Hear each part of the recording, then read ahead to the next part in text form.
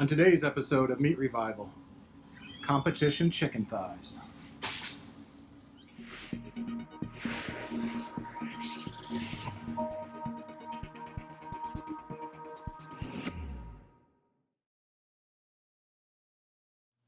Welcome back to Meat Revival. Today what I want to do is share with you guys my competition chicken recipe. You can say there's a ton of different recipes out there. Mine's a little unique in that it was actually kind of a mistake in the way that the whole process turned out, but it's one that's worked for me, and I just want to share it. So today we're going to be cooking Springer Mountain Farms chicken. Love Springer Mountain Farms chicken. All natural, humanely raised, no antibiotics, no hormones, and it's always consistent from a flavor standpoint and from the way that it cooks. So what I'm going to do with trimming my chicken is I'll get these thighs and I will pull the entire piece of skin off. And I've already pre-done 7 of them so that you guys don't have to sit and watch me do that for all this time. But when I do it, I'll line up a 4-pack and I'll line up each skin in front of the piece of chicken that it belongs to on the cutting board. So first thing I do is I'll flip it over and I will cut off, I call it the nad, some people call it the oyster, piece of meat on the back of the bone, and I pull that off. So why do you do that? Well, a lot of times you'll see a vein running through there, and with the competition, if you run the risk of getting a disqualification if that doesn't cook all the way through or there's a little bit of blood. You can see there's a little bit of blood there, and so for me, when I pull it out and I go to put it in the brine, it's going to pull any of that blood out, so I don't have to worry about that. Okay. Yeah, I noticed you. Competition judges aren't always as knowledgeable as you hope they are. Right. So Correct. They may not understand that's a vein. They may think it's undercooked, even if it's not. Oh, you can temp it 190 degrees and be well overdone and still have that in there. That's right. So next thing I'm going to do is I'm going to come across the knob part and I'm going to just put a straight cut there, square that piece up. I'm going to flip it over. I'm going to scrape the loose fat off the side, flip it to the other side, and then there's going to be a little bit more of a thicker piece of fat, and I'll just cut that straight down. Okay, now wait a minute. All the big meats we cook, the briskets, the pork, we leave fat on because fat is flavor. What happened here? You're taking all the fat off. I do, but chicken fat does have a good flavor to it, but for me, I want to make sure that a judge isn't getting a big bite of a piece of fat. I want them to taste the meat. This is a meat contest. I don't want it to be a fat contest. I want them to get as much good quality meat in one bite as they can. Gotcha. So what then I'm going to do is I'm going to flip it over and I'm going to find this opposite side of the knuckle, come right behind it with my big knife. You're cutting through bone, not through a joint, but actual bone. I'm cutting right through the bone. There you go. And so now I'm getting a much more uniform piece. I can tuck pieces in, do it how I want, but I can cut it to fit the box every time so that the pieces are looking much more uniform. Okay. Next thing I'm going to do is I'm going to take that piece of skin out that we pulled off. I'm going to lay my piece of chicken down on top. I'm going to take my knife and I'm going to trim the skin. It's getting a little slippery. Trim the skin to basically square it up around it. Switch knives here. I'm going to trim the skin to fit around it. Come over here, come straight back if I can. And then what I like to do is grab the knife, pick it up underneath to roll it. Got like a little chicken pillow right Little pillow of chicken. Yeah, that's a nice little tip. Pick it up with a knife blade. Flip it over with the knife blade. Yeah. So one of the things too I do is I do all my trimming at home. That way I can vacuum bag it. Everything's ready to go. I can keep it cold. I know it's all fresh. And I'll do it ahead of time. I'll throw them back in the freezer in the vacuum bags and just grab a pack when I'm ready to go a day or so before I leave for a contest and do it.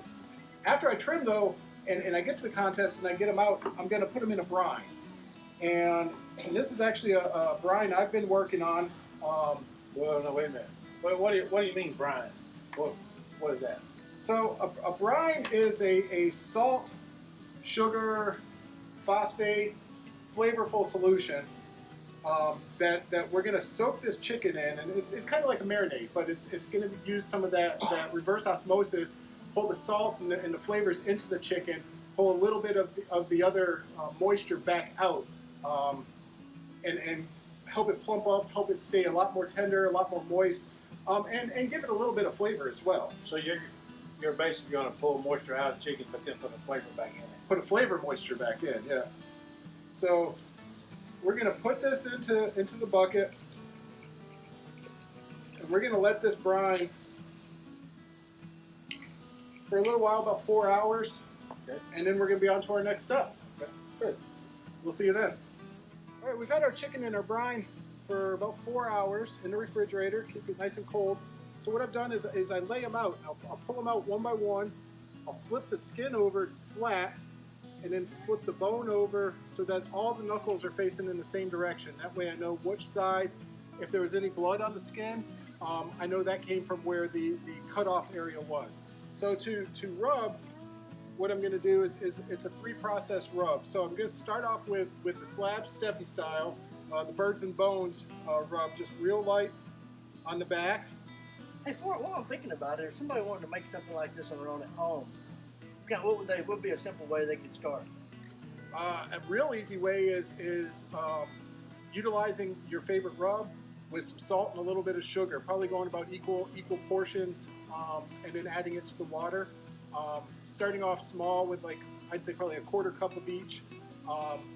I'd probably use brown sugar to get some of that molasses undertone with it. How much water per 1/4 cup would you say? Probably 32 ounces Okay.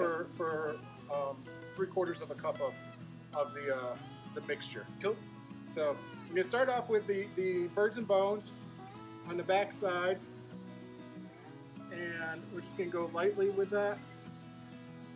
Now, is this kind of spicy, or is it just sweet, or does it have how much spice level does that have? I'd say it's a middle of the road. It's got a little bit of savory in it. You can see some of the aromatics. Yep. When you shake it up. Going to come in next with Cimarron sweet rib rub and barbecue seasoning. This is a really popular rub on the barbecue circuit. If people are telling you they're not using it, they're lying. We're going to come in. What are you saying? Barbecuers are liars? Maybe they just don't always tell. Maybe the they truth. just leave. Maybe things they out. leave things out. Yeah. We're going to come in lightly with that over it. And then I'm going to come in lastly with the Smoky Mountain Smokers All-Purpose. This is just a good, I like to say it's like a middle-of-the-road rub. It's non-offensive, it's pleasing to the palate, and we're just going to do a moderate shake over that as well. Joe Morey, kind of the chicken king for a long time, too. It was, yeah. Chicken and brisket. So we've got that. Next I'm going to do is I'm going to flip over each of these pieces of meat.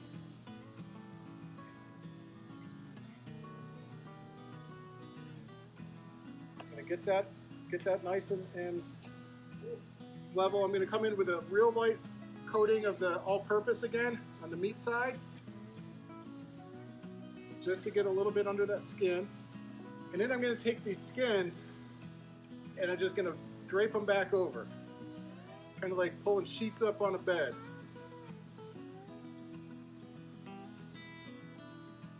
Because they were cut to fit each one, they'll cover them, each of them perfectly.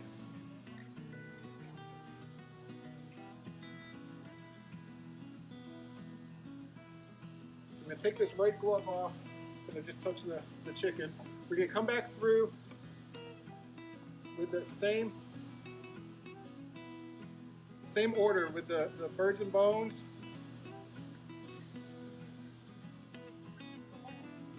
But you only put one of them under the skin.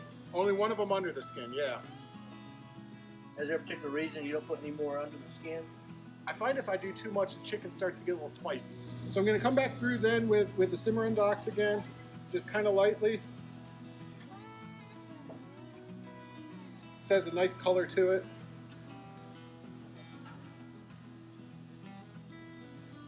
And then lastly again with the Smoky Mountain Smokers All-Purpose. So you don't want too much seasoning to soak into the meat where it's too spicy, but on the skin, some of it's going to wash off. So Yeah, especially with the process that we're going to do with the butter bath. All right. So then I'm going to take a small little baker's rack, and I've got a pan. What is that? That Cake batter? That's what it looked like. that is, I can't believe it's not butter. A larger container that we'll put in there, spread it out, and then I come in with the Cimarron docks again, and I'm going to put a healthy little coating on there. Don't show this to your cardiologist. No, Yeah. no. Yeah, And again, exactly. this is a competition chicken. This isn't what you're going to be typically serving for your guests. One, because it's pretty labor intensive and you're not going to spend that much time. But if you want to, the flavor's there and it's fantastic. Well, that's what I was going to say. If you want to be a hero, go for it. Yeah. So now what we're going to do is we're going to take these little chickens and I'm going to put them up on this rack. A trick I've also learned is you take your knife and you poke it under. You can slide that skin under and it'll lock it in place. Notice how he laid that on there. He kind of laid it on there on one side and then rolled it over and tucked in the Tuck other. the end in, yep. Yeah. And so that way, if I've got little pieces, I can use it, tuck it in, get them all about the same size. So one thing I noticed that you got here, when you trim these out, when that cooks, it's gonna shrink a little bit. But are you going for just a one bite? I'm going for a one bite, as much flavor as I can get in that one bite. Okay, because they're pretty small. They're So small, yeah. I guess you don't really want to feed them. You just want Yeah. that one bite to wow them. That's the reason it's got all this seasoning and all this butters, because it's got to stand on its own with one bite. Yeah. So we're gonna get 8 of them on here, and sometimes you gotta get creative in how you get them on and the direction that they go. But once you get them on, I'm gonna lift this up and I'm gonna set it on top of the butter. You'll put that in the butter? Get down. Well, we're not done. No way. We're gonna add a little bit more. We're gonna put, if I can open it, we're gonna put some Parkay around the sides, just for a little bit more, because you can't really have too much. Now, if this were at a contest, I'm gonna put a foil piece of aluminum foil over the top. I'm gonna put this back in the fridge for 15 hours. Right. 15 hours before I cook. ConAgra Foods. Let's go find the call sign. We'll go buy some stock. I'm going to put this back in the fridge 15 hours before I'm cooking it. I Okay. want it to sit in those flavors and be ready to go. So we're going to put this in the cooler for now, and we're going to come back later. We'll see you in a minute. All right, so at the contest, we've let it sit for about 15 hours in the refrigerator, in the cooler, whatever's the easiest thing for you to do. We're going to cook it on our Primo Extra Large 400 today. I love the way that the Primo cooks chicken. I've got it running with the Flame Boss 300. Fantastic device, probably one of the most accurate temperature control units there is out there.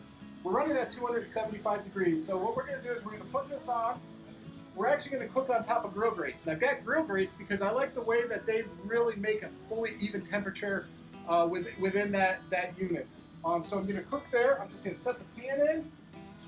We're going to close it. We'll be back in about 45 minutes. Well, our chicken's been on for about 45 minutes now.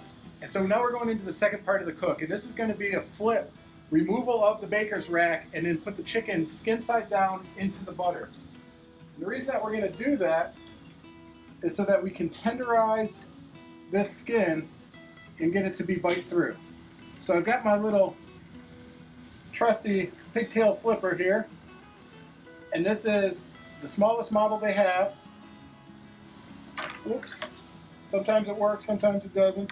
But basically we're just wanting to get this chicken off the rack, back into the butter to tenderize that skin. So we'll get this last one in here. We'll close it up. We'll be back in another 45 minutes. Our chicken's been on for another 45 minutes, so we've got an hour and a half into the cook. Took the internal temperature and it's about 170 degrees, so it's right on target to what I want for turning it into the judges. So I'm going to pull it out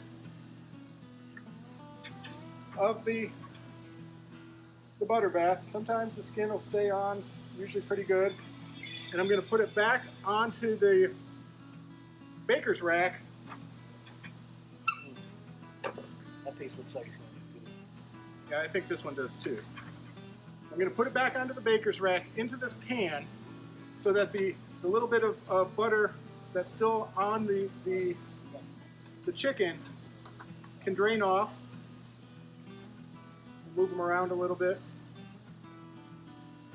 Like I said, sometimes you got to just kind of jockey them in to get them how they're going to fit. I didn't know chickens could swim. Those right there, those are doing, I wouldn't call it the breaststroke, more like the thigh stroke, man. This is that French confit method with fat. Well, only one of them, the skin kind of pulled loose. The rest of it looked like it really held on good. It does. It holds on good. So what I'm going to do, if you could grab me the silver one. Now I'm going to hit it one more time lightly with the Smoky Mountain Smokers all-purpose. And a lot of this is I just want to try to get an even coat of rub on there so that it looks like, from a presentation standpoint, a fully smoked chicken piece. We're going to take this back to the cooker for about 3 minutes just to dry it out, and then we're going to dunk it in sauce and finish it off. We'll be right back. We had our chicken back on the grill for about another 3 minutes just to dry it out a little bit, get some of that oil off. We're going to now take it and dunk it into our chicken sauce. What's in that chicken sauce? Chicken sauce, good question. Equal parts Lotta barbecue original. I've heard of that guy. Yeah, he's done decent chicken in the past. So equal parts Lotta original and Daigle's pecan garlic. I heard of that one too. Yeah, down in South Louisiana. And so if we go 1 cup Lotta 1 cup Daigle's pecan garlic, and 6 tablespoons of apricot jelly. We're going to melt the apricot jelly, put it in there so that it's liquid consistency. That's what's making that shine. That shine, yeah. So we're going to do that. We're going to get these back in here, and then we're going to put them back on the cooker for another 3 to 5 minutes. Get that set up on there, and then it's going to be ready to send to the judges. So when you put that back on the cooker, you say it's going to get set up. You just kind of want it to get tacky. I want it to get sticky, yeah. Okay. Yeah, I'm not looking for much more color. It might get a little bit, but I'm not too worried about that. I just want it to have that sticky feeling, so like when you bite it, it gets on your lips. Okay. So we're going to take it back over to the cooker. We'll be back in 3 or 4 minutes. We had our chicken back in the Primo for about another 4 minutes, get that glaze set up. So now what I'm going to do is pull them out. For a contest, what I like to do is take 2 plastic forks, break the outside tines off of them to use to scoop on both sides or to push on both sides of the chicken. It allows me to hold it pretty securely as I transfer it over. But most importantly, it keeps my fingers off of it and smudge marks. So when we move it, we're able to get them close to each other, get them to line right up with each other, and not have to worry about smudge marks from gloves and fingers, or even burning your fingers. So we're going to get these out.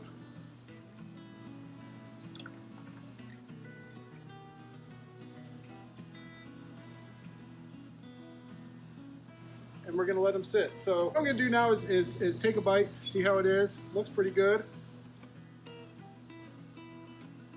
We got perfect bite through skin. It's juicy. I don't believe it. That's not bad. That is not bad. Okay, so you're right. That's good chicken. Real good. Bites through good. Bite through good. Juicy. Tasty.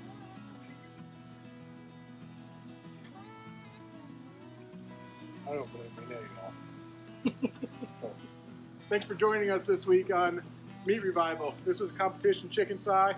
We'll see you next week. Please be sure. Thanks for checking us out today on Meat Revival. If you like what you saw, be sure to hit the subscribe button and ring the bell so you can get all the latest updates. If you have any questions or comments, be sure to leave them below.